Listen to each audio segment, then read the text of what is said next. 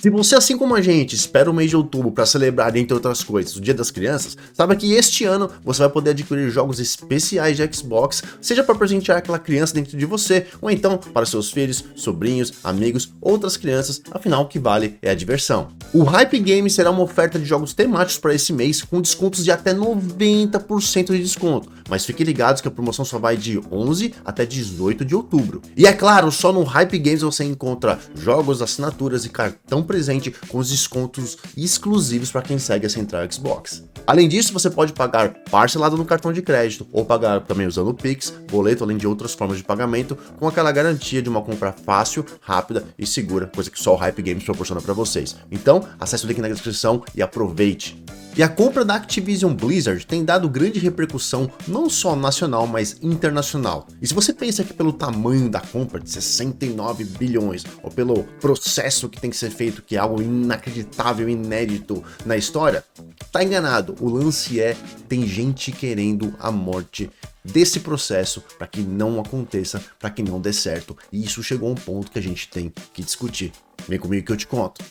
Salve senhores, salve senhoras, Léo Iso na área. E olha só, essa novela da compra da Activision Blizzard por parte da Microsoft tomou proporções já que ninguém aguenta mais. Pelo menos o pessoal do lado da Microsoft, o lado que quer a indústria evolui, o lado que quer que as coisas prevaleçam de uma forma positiva para os gamers e os consumidores. A história que começou lá no início de 2022, quando a Microsoft anunciou a compra da Activision Blizzard, teve reviravoltas durante este ano, a partir do meio dele, a partir de junho, onde alguns órgãos internacionais deram seus pitacos e começaram suas aprovações, como foi o caso do KD e também do CMA e do órgão da Arábia Saudita. A Arábia Saudita foi a primeira a dar o ok, o positivo, compra, vai lá e pode comprar. O KD foi aquele que abriu a porta, a caixa de Pandora e mostrou a podridão que está envolvido por parte da Sony dentro disso. É importante que a gente pontue tudo que está acontecendo desde esse momento. A Sony vem fazendo, tem outros vídeos que a gente já colocou no canal, a Sony vem fazendo um trabalho de basicamente melar a transição, pelo simples fato de que eles querem melar a transição porque são incapazes de concorrer ou de chegar lá, porque o seu modelo de negócio é travado num sistema, só eles podem ter no futuro. Então, ou seja, qualquer empresa que chegar com alguma ideia nova, eles vão tentar melar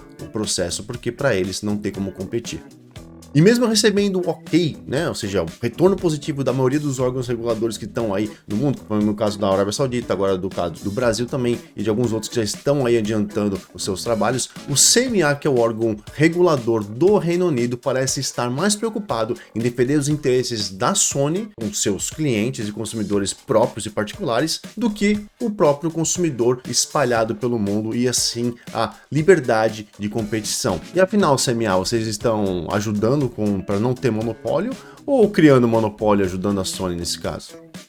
E o CMA, porque já tinha dado uma resposta negativa, no caso, na época que eles tinham que fazer algo positivo e dizer, não, vamos lá, continue com a coisa para ir para frente, com a negociação, eles foram atrás, né, de acordo com documentações da Sony ali, falaram, não, a gente precisa que vocês passem, né, por uma análise mais crítica, a Microsoft precisa agora responder numa segunda fase, a gente vai absorver isso melhor, a gente vai investigar isso melhor. E aí depois de tudo isso, agora foi a vez da Microsoft responder ao CMA, que é um órgão que está embaçando a vida desse processo, embaçando a vida não só da Microsoft, mas também várias empresas ao redor do mundo que dependem dessa transição para que a coisa evolua. E vocês vão entender um pouco melhor disso no decorrer desse vídeo. E foi no dia de hoje que o famoso jornalista Tom Warren, do The Verge, o canal The Verge, um dos maiores canais de tecnologia aí babados do mundo, revelou a resposta da Microsoft enviada aí para o CMA, questionando, né, e impondo ali, de certa forma, né, com uma coerência, uma certa análise, uma certa atitude do órgão internacional do Reino Unido para que eles, né, entendessem como isso funciona de uma forma prática e positiva, e não do jeito que eles estão querendo, meio que olhando para o lado da Sony apenas. E para facilitar tudo isso, a gente resumiu em pontos bem curtos e importantes para vocês ficarem por dentro do assunto. E para começar esse documento, a Microsoft já apontou logo de cara, a Sony é a maior plataforma de consoles, o PlayStation é a maior plataforma de consoles dos últimos 20 anos, com uma base instalada de mais de 150 milhões de consoles, fazendo com que ela seja mais forte que a Nintendo e 2 vezes maior que o Xbox. É importante deixar claro nesse primeiro parágrafo que em momento nenhum a Microsoft está tirando a liderança, tirando a grandeza do que acontece com a Sony e até com a Nintendo, se colocando muito abaixo dela. A gente vai ver que nos outros parágrafos ela vai detalhar um pouquinho mais com relação a isso. A Sony tem uma conduta na qual reflete como conduz o mercado de consoles, incluindo o recente aumento de preços em seus dispositivos que pode fazê-la perder consumidores. A gente sabe que rolou aí um tempinho atrás esse negócio da Sony aumentar os consoles, né, os PlayStation 5 e utilizar equipamentos mais baratos, né, ou seja, as peças de composição que vão ter no console mais baratas, ou seja, ela reduziu o preço de construção do console, né, de preço final de montagem do console, mas não repassou isso ao mercado, pelo contrário, aumentou em algumas praças o seu console. Então, a Microsoft quer deixar claro aqui que se alguém deixar o console, se alguém sair do console para ir para outro, tem a ver com o que a própria empresa está fazendo negativamente contra quem quer um PlayStation. Por exemplo, você vai comprar um PlayStation 5, custa 550, vai comprar um Xbox Series X, vai custar 499. São $50 a menos, ou seja, por que você vai seguir com aquele mercado se você pode ir com outro? Dispositivo você pode ir com outro. Então a própria Sony vem cavando esse problema dentro da questão que ela mesma criou. Não é uma coisa que a Microsoft está fazendo para destruir o mercado dela. Existem mais de 4.000 jogos disponíveis apenas no PlayStation, para a gente ver o tamanho da grandeza dos jogos exclusivos que existem apenas no PlayStation, né? Aí isso com relação aqui ao Call of Duty, nossas evidências apontam que menos da metade dos usuários do PlayStation estão jogando Call of Duty. Mesmo sem todos esses jogos, algo extremamente improvável de acontecer, a base de jogadores do PlayStation continuará a ser maior que a do Xbox. Aqui tem um parágrafozinho um pouquinho maior, né, dizendo que a Sony pode se reinventar no mercado, algo que a gente tá vendo, nós mesmos já comentamos, né? Em vez de ficar brigando para não deixar jogo entrar, pagando o desenvolvedor para jogo não entrar no Game Pass, ou brigando para que uma empresa não compre a outra, por que a Sony, né, aqui ó, a Sony não é vulnerável a uma estratégia hipotética de encerramento, tá? E a decisão se baseia incorretamente em declarações autossuficientes da empresa, que exageram significativamente a importância de Call of Duty e negligenciam a clara capacidade da Sony de responder competitivamente. Embora a Sony não possa aceitar o aumento da concorrência, ela tem a capacidade de se adaptar e competir. Os jogadores se beneficiarão, em última análise, desse aumento de concorrência e escolha.